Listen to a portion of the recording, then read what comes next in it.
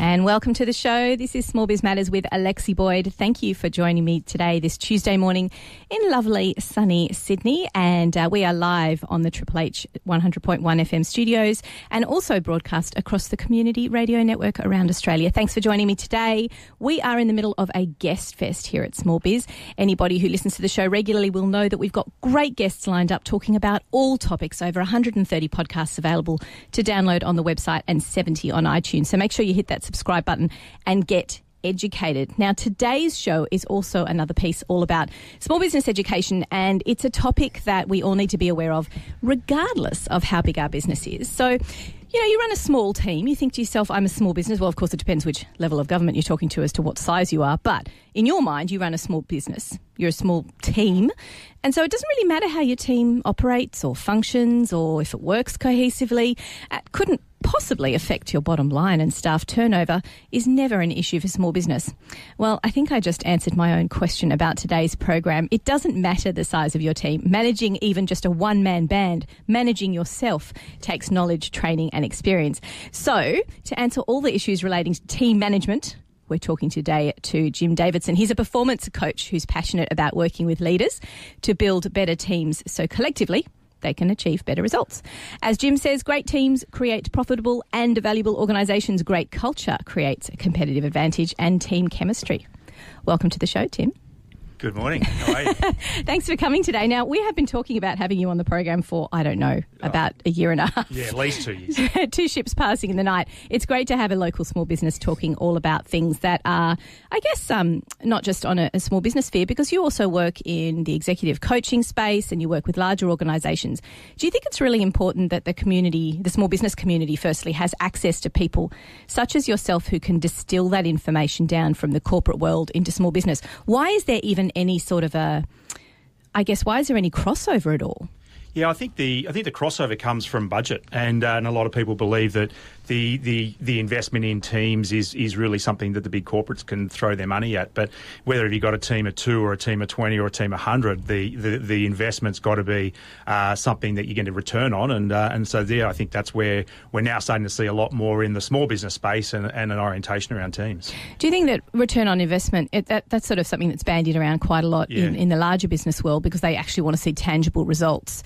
Do we need to think of that more in small business? Do you think in our culture of thinking and growth? Yeah, look, I think it's actually more vital. I think the return on investment for a small business owner who hasn't who's actually invested their own money and their own time, their own effort, and their own sweat and blood and tears into it, it's actually even more important. So it's their livelihood that are on the line with the money.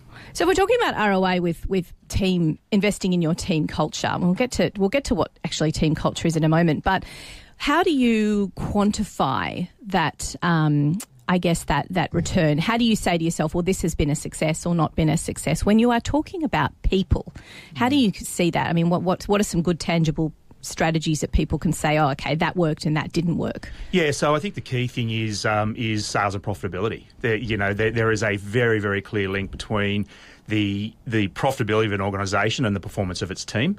We also look at customer returns or customer return rates, but also their the feedback that they give. So your Net Promoter Score, for example, would be a really good way of seeing how your team is performing. Could you just explain what a Net Promoter Score is? That your likes or your stars on a particular rating website? Yeah, absolutely. Look, it's as simple as a one question saying, how likely would you be to recommend your family and friends to your business, and it's a scale of 1 to 10, and it's simple as 1 or 10, and depending on their response, how likely, and we really want to be sitting on that 7, 8s and 9s to know that we're growing our business. And so, in a way, if you're thinking about making some sort of an investment in your team culture, or you're looking at sort of team building or getting a better return on investment from your staff, do you need to have those stats beforehand? Like, is it really important that you have a base level to know how well it's improved and what the ROI is? Absolutely. I mean, I recommend that there's actually 7 or 8 stats that you look at. So yes, I think it's very important to get a baseline, a benchmark to work from, and not all of those statistics are going to be applicable to every business.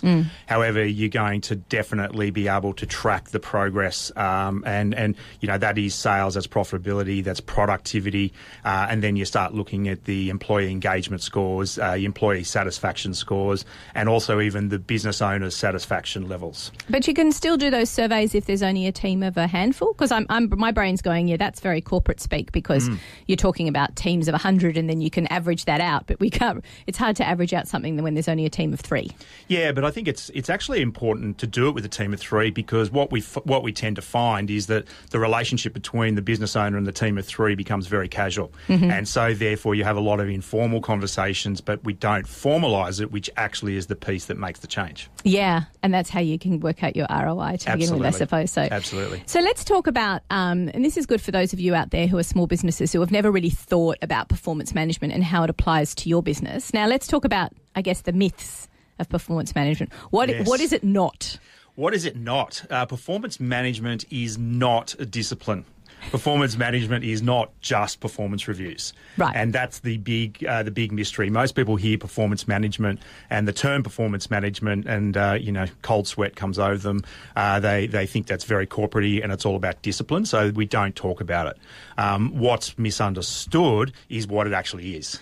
So we got a bit of a conflicting set of information coming here, because I think the general business community has become more tapped in with HR because of, thank you, Fair Work, because of the Fair Work Ombudsman and them really cracking down on, conditions, pay, frequency, superannuation, all those things. We've all become very concerned and paranoid about workplace conditions, but that's not necessarily performance management, is it? We're kind of being told you've got to have KPIs, you've got to have, 3 strikes and you're out. You've got to be able to clearly indicate whether or not it's an unfair or a fair dismissal. Do you think that's the wrong end of the stick when it comes to actually managing a team? Yes, I do. I think the compliance side, of which what you've just spoken about there, is all about compliance. So it's about ticking this box, making sure we're doing all the correct things to ensure we don't get in strife from the authorities. What we're actually talking about here is engaging with the people and the teams and looking at it from a totally different perspective. And it really falls, if you want to use the corporate speak, it falls more under rather than the compliance and the IR side, it falls into the organisational development. So it's about the development of the teams and the organisation as a whole. Right, so it's not your KPIs and it's not your conversations and all those things. It's actually more about, is it quite holistic and a little bit, can you put it in a business plan? Yeah, you actually can. So it is about the KPIs, but the KPI is simply a result. It's about the behaviour. It's about the workplace behaviour and what do we do to actually get the result. So the very first thing I do is shift the focus away from the KPI. We must have them, so there's something to measure, but it's about what behaviours, what values do you as a business owner, what would you like to see in your business, and connecting that to the ultimate day-to-day activity of what your staff do. And do you have to think about those values and things anyway when you're talking about KPIs, or is that still very process driven and it's more ticking boxes, whereas your values and the way you operate is a different kettle of fish? Like you said, it's more operational rather than compliance. Yeah, look, I think it is operational, but I think it's very much around, we're all effectively in business to make money. The difference is about how we go about making it, and that's the performance management. And the team building and stuff as well. Absolutely. So the team building, it's the team engagement, it's the motivation of the team, it's the recruitment of the team, and it's making sure we've got the right people in the business and the right people within the business in the right seats within the business. So that segues nicely to what I was going to ask you about, the 7 steps of performance management, which to me think of it, that seems like a lot of steps, but really it's quite just chronological, the way that you engage with these people. That's exactly right. So take me through what the 7 steps are. So we start with recruitment. Funny that. Yeah, funny that. We hire. Logical. And really before recruitment, we actually have, we've got to be have a reputation as being a good employer, particularly a local community. You have a reputation. People know you. You hire, the local butcher's son or the local accountants. You might coach their child in hockey or baseball or something, and so you have to have a reputation. So if you're not a good employer, from the perspective of dealing with your team and treating your people well, you're not going to attract the great people that are going to sit in your business. So the recruitment selection process is absolutely vital. So in a way, I love your connection there with community, because so many small businesses live, eat, sleep, breathe their local community, and they support community groups and that sort of thing. Absolutely. That's really interesting that there's a connection there between the relationships that you have with community and your reputation. Even though if you've never hired before, yes, there's your hiring reputation is Absolutely. how you behave in the community. Yeah, and do people want to work with you? Yeah. Work for you? Yeah. Are you a nice person? Yeah, and do you treat people well? Do you treat them fairly? Do you protect them? Do you look after them? Do you recognise their abilities and their wins and their successes? Exactly. So, yeah. Job design. Job design. Well, that's all about actually. It's a bit technical talk, really, but it's about a good job description. Does the role fulfil what you need? Have you got the right people doing the right job? Where do you start with that? Look, I start with the core functions of the business. So you look at the systemisation of the business, you look at the key functions. So you have a sales function, an operational function, and a delivery function, and then you build out the roles fitting around that. So if you've got 6 people, each role has an individual job description, and then as much as possible, it's tailored to that individual person. And then from there, you are then able to ensure that that the role that they're doing fits their style or their behavioural style, which is a very interesting point. Is it okay to pull like a description off the internet and use that as, if you've never hired before, like a lot of people don't know where to start when it comes to writing a job description other than going, look, I want this person to do this, this and this. That's all I've got. Is it okay to pull off some of those things? What do you need to be aware of? I do recommend that. However, as a starting point. So we don't. I mean, every job, every company is its own, and particularly if we're looking at culture, as we're going to talk about, culture creates your own competitive advantage. So definitely as a starting point. But there's 3 very simple steps to building a really good job description. First thing is we just need to identify what the purpose of the role is. So very clear, couple of sentences statement. Second piece is what are the key responsibilities of that person or of the role, and then thirdly is and what are the key accountabilities. So they are the measurable outcomes that we're looking for from that person. And what about you've recruited, you've got the successful applicant, you've done your job design, they know what they're doing vaguely. What's the next step? So the next step is the onboarding. There's a lot of evidence suggests that in the first 90 days, or that the first 90 days of an employee will indicate how long they're with you. If we don't look after them, if we don't ensure their pay is looked after effectively, we train them correctly, and in 2 areas, technical skill and also people skill, or soft skill as it's often called. And if we can be successful in those first 90 days, we then find that there is the retention of that employee is extended. When you talk to small businesses, do they go 90 days? Shouldn't the person be up and running by then? And I need this person to be doing this yesterday. That's why I'm hiring them. Do you ever get a little bit of pushback about that time frame? Yeah, absolutely. and really the 90 days is about nurturing them through. So, of course, we need them to do their role. But we've also got to have that's one of the areas I like to challenge is the mindset about bringing new people on. Unless you've got a cookie cutter approach, yes, they're going to bring their skills to the table, but we've got to absorb them into the business. And so you've got the employee. How do you hang on to them? Because I think I speak to every small business, and everybody, doesn't matter what sector they're in, not so much complains, but says it's just so difficult, to find the right people, but then to hang on to them. It seems as though this next generation are quite happy to flip between one job to the next, every 12 months. What do you say to those sort of people?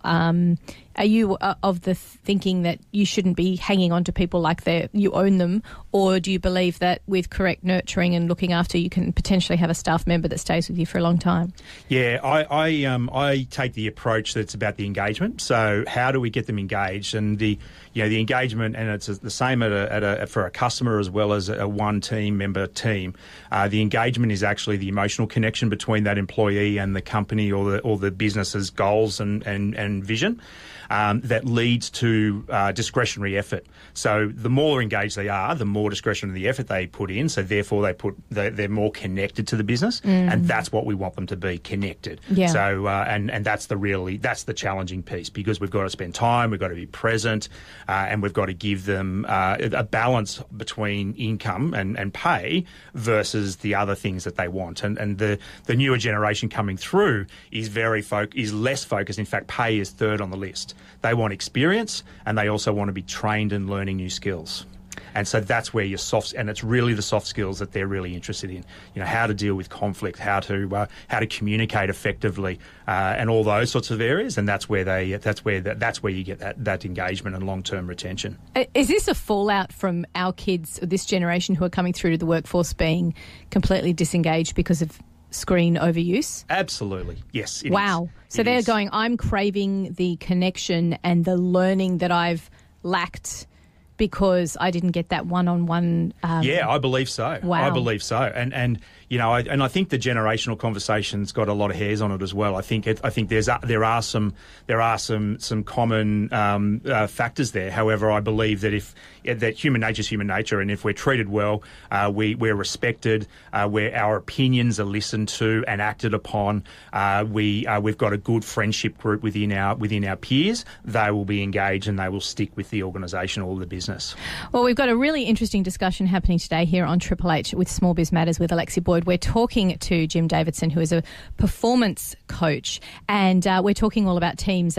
Interesting discussion, Jim, because we are the largest employer, aren't we, in Australia? Small business absolutely. Sector. Small business, yep. As I said to Michaelia Cash the other day, saying, don't worry, we've got the employment figures. We've got this. We're fine. We're taking care of that for you. So it is a little bit about, nurturing that younger generation that's coming through. What about the older generation? Because obviously I imagine that small business is picking up the slack that corporate is, dropping people like hot potatoes when they get close to long service leave and all this sort of stuff, and making people early retire.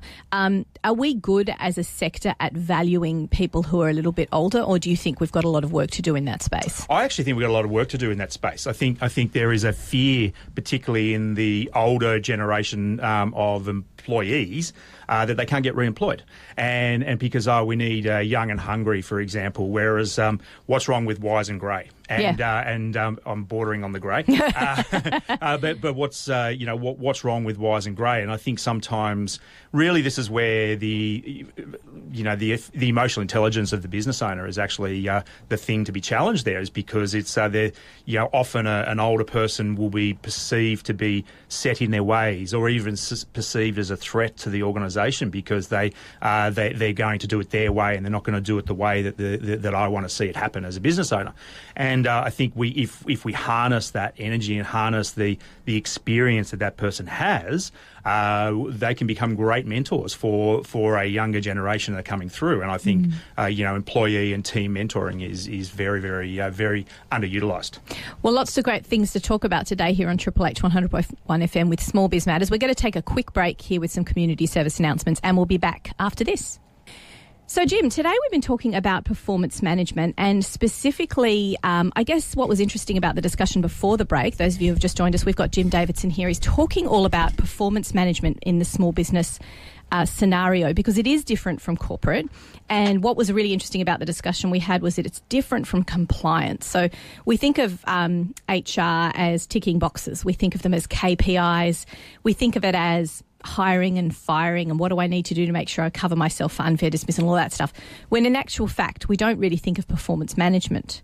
And we were covering the 7 steps just before the break. Now, we got up to learning and development, the importance of keeping people educated along their journey, particularly in the first 3 months. Yep, 3 months, absolutely. Really, and that helps with, of course, the next step, which is retention. Yes. It's hard. It's hard to keep good staff. It is very hard to keep. And I often hear, we often say, or I hear a lot of people say, my business would be so easy if I could keep good people. And I always have a bit of a joke because, that keeps me in a job, which is fantastic. But yeah, really, look, the retention is just about the engagement. It's treating them well, but it's not being overly soft either. I think people look for strong leadership, and that's a big piece. And they look to know where they stand, how they're doing in their job, and how they can contribute at a greater level. And that's really the key. So it sounds to me like communication is pretty important when you're talking to your staff. Yeah, communication is number one. So when I step into a business, the very first thing I do is I identify where the communication structures are at. Are they holding meetings for meeting's sake, or are they holding the correct style of meeting? And So the first thing, and I could work on it for months with the business to actually implement the correct communication structures. It might be a WhatsApp group. It might be a regular weekly meeting. Are we having one-on-one meetings with our team members? Are we doing the performance reviews on a regular basis? So communication, absolutely vital. Did you get pushback from the small business community who says, I haven't got the time to spend sitting down one-on-one with even my team of 3, and you're telling me that I need to grow? How am I going to get beyond that time factor issue? Is it just they don't need to be short and sharp, but regular, or is it better to sit down with someone for, say, an hour a month and just really talk through what their concerns, where they'd like to learn and grow? How do those discussions go? Yeah, so yes, the time factor is always very important, but we also, and it's always raised, I don't have time. And I say, well, what's going to happen if we don't make the time? Where does the business go if we don't make the time? And then we really bring it back to basics and say, look, if you believe that the people are the foundation of your business, well, we must make the time for it. And so that's a really important piece. So time, absolutely, 100% big issue. So once you've got this retention and you've managed to grab hold of staff, and obviously they're not going to stay with you forever, succession planning is not something that's really thought about much in your next step, which is when you're talking about succession planning, you're talking about the business, or are you talking about succession planning for people? No, I'm actually talking about internal people for succession planning, and that could be for the business as well.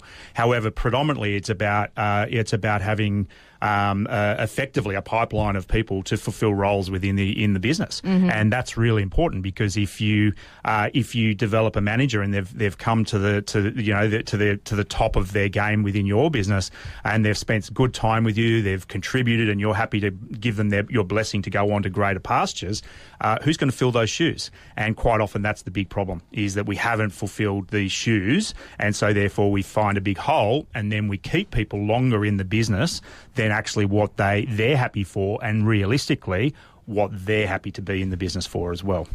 Does good succession planning, is it just as simple as bringing someone else on with a decent length of handover, which to me, all small businesses out there are going to go, well, I've just doubled my costs in terms of payroll because I've got to bring someone on into that role, plus I've got to keep the other person in that role? Or do you make the person who's leaving spend the last 6 months of their job writing a manual? Yeah, absolutely. Writing a manual is vital. So getting the systemization, getting all the basics, getting the how-tos, and then really that's how you get consistency in your business.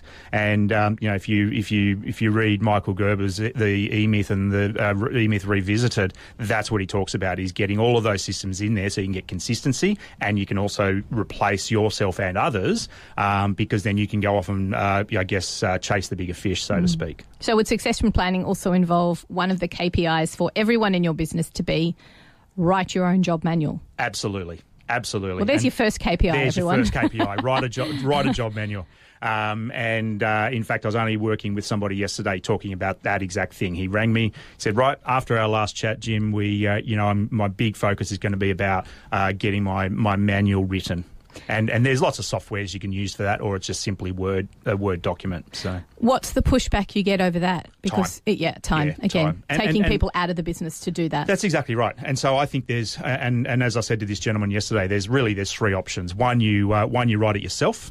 2, you find someone in your business that can write it, or 3, you get somebody in to assist you to write it, i.e. an external consultant, an external person who knows the business, and you invest in that time, because the talking about return on investment is very, very high if you can get the systemization and the consistency in place. Yeah, that sounds like a good plan. It could be just someone as simple as transcribing someone sitting there with a dictaphone. Absolutely. Showing my age there a bit. Yeah, with literally saying, this is what I do from the beginning of the day to the end. This is what happens on Fridays. This is the process for this. This is how we engage with clients in this regard.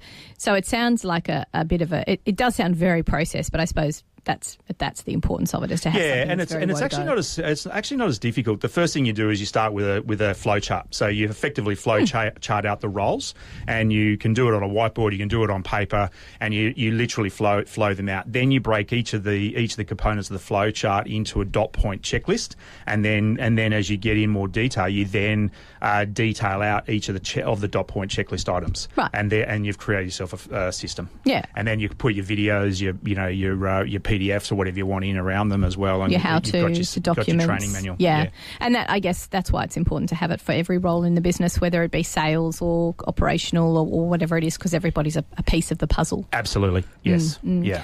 So we've done some succession planning around writing some manuals, and we've talked about, the handover, moving from one person to the next in the same role. When do you think it's important to bring in someone for performance coaching? I mean, I'm sure you're probably going to say all the time, but when do you know things are starting to slip through the cracks a little bit? Yeah, so I think so. So it might sound strange, but I don't actually think you need to bring someone in like me all the time.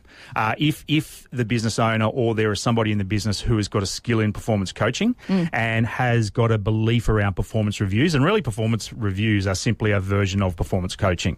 And I come from a philosophy of continuous performance management. So the old school approach of once a year we're going to do a performance review. We might look at your pay while we're at it. All those things they just don't operate and they don't work well anymore. What I recommend, and I highly recommend it, is you actually do shorter quarterly reviews and performance coaching sessions with your team members, and then we make that up through also either a weekly or a fortnightly check-in each week with each team member. And what you'll find, and what I absolutely see is a consistency of performance increase in that period, and the employee is getting to a performance review not hearing any new news, and they're just getting confirmation around where they're doing well and where their opportunities are. What do you discuss with an employee in a check-in, for example? How does that conversation go? Is it literally like just brushing past their desk and going, how you doing? Yeah, it's a little bit more structured. So I encourage, and we certainly do it in our business, where we have an automated email that goes out, which asks the employee 4 or 5 key questions. And it'll be, what have you achieved this week? What are you working on this week? What are your key projects? What can you stop doing this week? Because most of us think to improve, we're actually going to do more. Oh. We've actually got to do less. So we want to get focused. We want to get the employee stop looking at Facebook every time they got an email. I was going to say, I did think of social media then. Yeah, or even websites. So what behaviour can we stop doing? And then finally, I always encourage business owners to ask the question, how can I help? Okay. Yeah. So and I like the idea of an automated email that goes out from you as the business owner automatically, and the response coming back from the employee is almost like, okay, that's right, I've got to do this at this point in time. Yes, and then you use the employee's response as the agenda for the conversation. Oh, okay. And then you tie in their KPIs and some of the cultural questions that you would be talking to them about on their quarterly review, and then it creates a really good, solid conversation for 15 minutes only. Yeah. But it allows you to really check in, and what it does is then ensures that your employee feels as though you are highly connected to them. What do you do if you've got a staff of, say you work at the local garage and you've got a staff of 15 or 20? Yes. How can a small business owner realistically with that large number actually get round to everybody? Is this where you need to start bringing someone else in, or maybe just lowering the number of times you check in with everyone? Look, I think once an individual gets above 8 to 12 direct reports, our ability to lead that team effectively becomes challenged. So what I would be recommending very heavily there is potentially team leads who take a few additional responsibilities, who can look after a group, and then those people would then do those check-ins. So you have to recognise the fact that you have limitations for managing staff. And 8 to 10, I mean, even 8 to 10 is quite a large group, isn't it? Yes. So do you find a way in which to start structuring out your business where you can see who's the natural manager, who's the natural team leader, and maybe they take responsibility for a smaller, younger or less experienced group? I shouldn't be ageist there. Where they look after those smaller groups. And maybe that's a good way to bring people up the management Well, that's spectrum. part of the succession planning. And if you can teach them those basic skills of leadership, you're really giving them a lifelong skill. Yeah. And so I think, absolutely, because I am doing some work with an individual at the moment that has 34 direct reports, very flat line, and they really struggle with this piece. And do they even have an executive assistant to help them with all that? No, they don't. Wow, that's madness. So we're restructuring their team and putting in 8 team leads. So there's an example. So your 7 steps, and you know, the last step, of course, is disciplinary process, and you know, we could make an entire show just about that. Is that what you would consider to be a bit of a pipeline, a people pipeline, if you wish? Absolutely. I think the people pipeline is as important as your sales pipeline, and if you are able to keep people within that pipeline, keep them retained over a long period of time, then you've got you're going to increase your profitability there, because you're not hiring new people, you're not spending time on training them, you're not buying new uniforms, you're not having to reinvest in things that effectively becomes dead money when somebody walks out of your business. And let's quickly talk about that just before we go to a break. Let's quickly talk about that whole walking out of a business thing. How damaging is that to the performance of your team when someone, I mean, for whatever reason, it might not necessarily be because they're disgruntled, but for one reason or another, they just leave. How do you plan to not have that void have such a huge impact on your business? Yeah, so I mean, look, systemization is the primary piece there. So and it's also cross training. So you know, I started my professional world at McDonald's, and cross training was heavily driven into us. You needed to know how to cook a Big Mac, how to cook a cheeseburger, how to cook a fillet of fish, and then as you went along, you were then also taught how to operate on the front counter. And then if you really stuck it out, you might have even got put in drive-through. And so all of a sudden, someone's not there. Well, you've then got flexibility within the workforce to be able to do that. So having that cross training is absolutely vital to that people leaving. And the other major impact is getting information out of people's heads, particularly in small business. And I'm sure that a lot of us are aware of this and have felt this. But someone leaves and they take all of that IP with them, and they might have developed a whole heap of processes on your behalf, and they've left. And quite often, what happens then when people probably should be leaving the business, we don't ask them to leave because we need to hang on to them. We need to hang on to them. But culturally, that has a massive impact. Whereas if you make it a part of that process where gradually they're building up the IP for you, I mean, the realism is that we need to understand that people leave, and they do take those processes and they grow and they take it with them. But I suppose once they've gone, you can't get that back. You don't really have a right to go, mate, can you just sit down and write that all down? So you need to do it as a constant throughout their employment. Yeah, that's correct. And you know, there's organised. I mean, I think one of the classic in there is the IT firms who, you know, there's so many bits of technicality in there, and to be able to get you know, how do you document all of those different processes? So making it part of the day-to-day workflow is a really important piece to get those documents, get that information, get that IP under control. So when somebody does leave, we don't necessarily have that big void of information and panic sets in. I just came across an actually fantastic piece of software that's completely free called Loom. And you can actually video your screen and your voice and your camera if you want to, but really your voice and your video, where you can take people through technically, maybe in a piece of software online, the steps that you go to do something. And it's a great training tool, but you could build that up as a bank of resource. Absolutely. And it's completely free as well. Which is some other ones that I've looked at is and worked with is Evernote. I mean, Evernote as a good platform.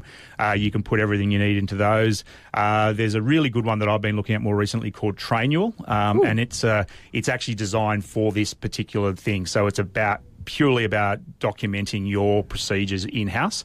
It's a subscription. You know, I think it's about $90 a month or something. It's not super cheap, but the effectiveness of that is very significant. And you know, we do a certain bit of that in our software as well. Yeah. So, but not to the full depth of a full training manual. Well, it's a great starting point, really, to just start to get the ball rolling. We're going to take a quick break here on Triple H 100.1 FM. You're listening to Small Biz Matters with Alexi Boyd. We'll be back after this. And welcome back to Triple H 100.1 FM. You're listening to Small Biz Matters with Alexi Boyd. Today we're talking all about small business and performance management. How do you manage that as a team when in fact we are all teams in small business? Even if it's just a team of one, we often have to manage ourselves. But we're talking more to people who have got perhaps teams of about 5 to 10. You're starting to grow. That might become a little bit unwieldy. And just before the break, Jim was taking us through his 7 steps of great performance management, in particular chronologically, which I thought was quite interesting, from the beginning where you're beginning to advertise for the job and really understand what that role is, all the way through to retention and then, you know, the icky part, which is a bit of when people leave and the dismissal and how you handle that. So let's talk about great teams. Yeah, let's talk about how do you recognise when you've, I guess, nailed it? How do you know when your team is really functioning well and it's I guess it's working cohesively. It's not just about that operational side of things, is it? How do you know what great things can you recognise? Well, I think the first thing is there's a feeling. There's absolutely a feeling about the team. There is a high level of camaraderie. There's a high level of commitment to each other. There's a really positive air in the culture of the business, and that's when you know you've got it. But unfortunately, a lot of the time we don't know how to describe it when we see it, and we're not quite sure what it is because it's not something that's tangible. And sometimes we can think it's great, but it's not. Yes. And that's always a bit of a danger because you might just be riding high on a great sales figure and you just go, well, my team's awesome because we're making lots of money, when the team's sitting there going, I'm really disgruntled, I really just want to leave. Absolutely. So how do you recognise, I guess, from a team perspective when it's working well? Yeah, so that absolutely comes out in the communication structure. So when you're having your check-ins, when you're having your performance reviews, when you're having your monthly team meetings, and it's about sharing successes and opening those discussions up and getting the feedback. It's also when doing performance reviews, checking in on satisfaction levels and reviewing satisfaction levels and reviewing feedback that's been given, that will then give you effectively as the barometer about where things are really at. What sort of questions can you ask to check on the satisfaction levels of your staff without I don't want to say open a tin of worms because sometimes you can, and that's okay as well. But how do you get that information out of them confidently that they don't feel like there's going to be any repercussions for them being honest? Yeah. There's a couple of things. One, if we have developed a more mature culture, and from that there's an ability to have candour. So we work on having candour and developing candour within the business and within the team. So we need, and really what you want to be doing there is you've got to create an environment where there's emotional trust.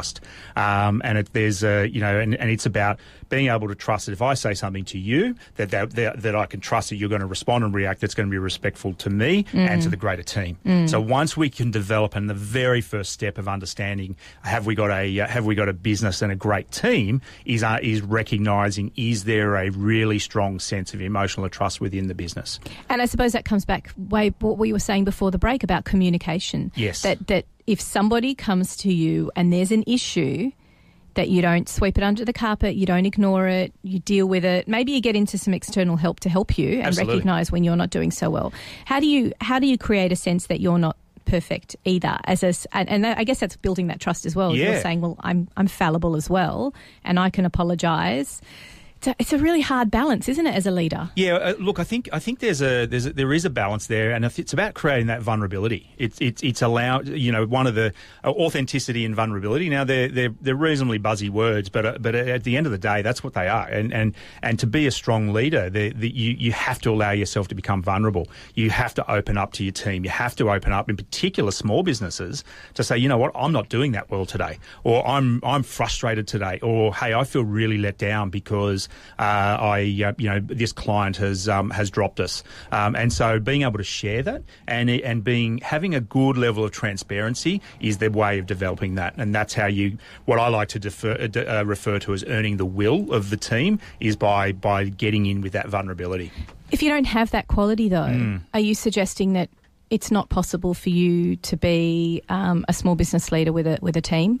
If you don't have there are literally people out there who cannot, I guess, be vulnerable, and they are always so forthright and dictatorial. Yes. Are they just not cut out for small business, or certainly for managing a small team? No, I don't think that's the case. I think that what that is simply an emotional intelligence skill, and the importance about understanding emotional intelligence is it's a skill, not a born gift. Right. So therefore, the people that may not be as vulnerable have probably got some very strong emotional intelligence skills elsewhere. However, the actual skill of being vulnerable is something that can be taught and developed. Yeah. So it can be. So you don't Absolutely have to panic out there if you go, I know I'm not very good at these things. Do I have to say to myself, and we're not good at be? all things. No, that's true. As you know, there's 26 competencies in emotional intelligence, and I reckon you've only got to be good at 5 of them and you're doing well. Oh, phew. That makes me feel a little bit better. Yeah. So you also mentioned in the discussions as well about outcome trust. Can you explain to me what that is when you're looking at performance management of a team? Yeah, so it's really about trusting that everybody within the organisation is focused on the outcome, and it connects back to that engagement piece. So we want that emotional connection between the outcome of the business or the goals and objectives and the team member or the employee. So a team has to be outcome driven because we, as a small business, and all business is outcome driven. We're in business to make money, and therefore the money is the profitability at the bottom line, and that ultimately needs to be the outcome. And so that's what with the team has to be outcome driven. If you're playing a sport, the outcome of the game is to score a goal. So therefore, everything we're doing, or kick a try, or you score a goal, and then you're able to all know what you're aiming for. It's about how we go about it that makes a difference. And this is what ties in with the importance of always checking in with your team, because I suppose your outcomes evolve as a business, with downturns or seasonality. Yeah. And again, this is why you need to be on top of your numbers and understand, what the busier and more fruitful times of year are. Yes. And maybe even what to do with your team when it's quieter. That's when they do their manuals, for example. That's exactly right. That's where they do their manuals, or they get cleaning. So they tidy everything up. Yeah. But look, that's why we recommend quarterly strategy sessions amongst the team. So you bring in the leadership team together, or the organisation, just to review where things have been at and where are we going over the next 3 months again. And so that's a very important piece to review the numbers. In fact, I recommend you reviewing the numbers at minimum monthly, if not weekly.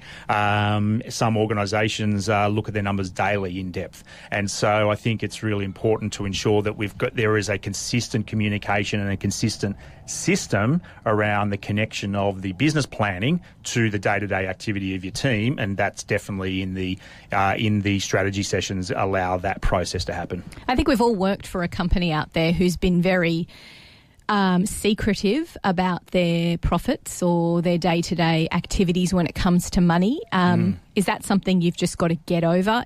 Because obviously when you're a small business owner and it's all about you, the transition into sharing that knowledge with other people can be a little bit scary. Yeah. But is that a must, knowing that your team knows what the numbers are? Do you think that's crucial? I think it's crucial. I know there are owners and business owners out there who don't want to share that information, and that's okay. However, I personally believe it is crucial, and what that does is gives a deeper connection. It shows a trust. I was in my early career in McDonald's as a store manager. My business owner, my friend, my licensee, was very, very transparent with the numbers, and so therefore I shared his success when I knew he was making good money, and I also shared his downs when he was not making good money. And so therefore I was then able to tailor myself, my own performance, and the performance of my team around me, the 120 team members that I had, to make sure that we were working towards that common goal, and that was to make some money. And you couldn't have done that if you hadn't known the numbers. No. Right. And I think that transparency. The problem that we find is that we, as a business owner, sometimes we just want to protect ourselves, because sometimes the numbers below the line don't tell a great story. Yeah. And so there's there's pride, there's embarrassment, there's ego, there's all those things that are in place that we want to try and put aside, and because it's a very lonely place at the top of a business, and I think it's sometimes to be able to share some of that and have a lot more transparency with our teams can actually have a massive impact. Look, we've learnt stacks and stacks about performance management today. Just before we finish, I want you to share with me a little bit about this project that you're working on. We've got a few minutes left. Tell me about something that your other passion. Yeah, my other passion, the Fathering Project. Yes. Well, my daughters, or one of my daughters now, and my oldest daughter has left, but go to Pennant Hills Public School, and we held a camp while I was the P&C president there, and we held a camp that was effectively sponsored by the Fathering Project, and a gentleman by the name of Sean Johns came down and spoke down at Crosslands, and there was 50, 60 dads standing around with this camp. 7 o'clock in the morning in October, it was the wettest weekend in a year, and everyone had absolutely loved it. And Sean got up and told us the story about the Fathering Project, and there were grown men with a tear in their eyes, talking about the connection with their kids, how important it is for daughters to know that they're beautiful on the inside and the outside, and for sons to be to believe that their dads believe in them. And I just walked away from that. In fact, I walked away from that meeting, walked around the campsite, went back up to Sean and said, "Sean, how can I get involved?" And so today I run I run the Northwest area for the Fathering Project, and we work in school programs, and that's basically our core piece. But what we're absolutely about is building community of dads and communities of dads, and how we can work with dads and promote the outcome. So what we talk about is preventing kids harm, and the role of dads in particular in the prevention of kids harm. So you work with primary schools and high schools? Yeah, primary schools, high schools, sporting groups. In fact, we're going to. I'm in the process of launching a meetup group that's not actually connected with a particular school. Right, so it's just an opportunity for people to come together with their children, or just to learn about the Fathering Project? What we do, the meetup will be actually dads only, and what we do is promote dads only events and also kids and dads events. And the dads only is an opportunity to talk about dads, how they interact with their kids. Some of us have got success stories, and I'm sure we've all got what we see as failure stories, and we want to encourage that conversation. And really, we want to get a conversation about fathering and the outcome of our kids, and particularly in the areas of kids' mental health, drug addictions, youth suicide, and inappropriate sexual behaviour, and all those things that connect in there, and also school performance and also social performance. And how can people find out more about that if they're part of a community group that would like to be involved? Yeah, look, if you go to the fatheringproject.org, and there is information there, and you can easily you'll get in touch with me there through that. But I'm always happy to have a chat to people about the Fathering Project anytime. Excellent. And tell us a little bit quickly how people can get hold of you for performance culture. Look, I think the best one at the moment, my website is coming, performanceculture.team. I've been in business for 10 years, and I've finally decided I need a website. But I can be found on LinkedIn, Jim Davidson, and also Performance Culture Australia on Facebook, and all of those things can get us connected. So. Excellent. Well, make sure you check out Jim's Facebook page. Thank you so much for joining us today on the program. Yeah, look, thank you for having me. I really appreciate it, and I like to share the message, and I appreciate your time today. No worries. Now you can catch up on today's podcast via our iTunes application. If you've got iTunes, you can get over 70 Small Biz Matters podcasts available. Plus, there's 130 on our website. If you've missed any of today's program, it will be live on the website probably within about 3 or 4 days. Thanks so much for joining me. We've got another great guest coming along next week. We've got Ingrid Thompson, who is an author specialising in setting up your business.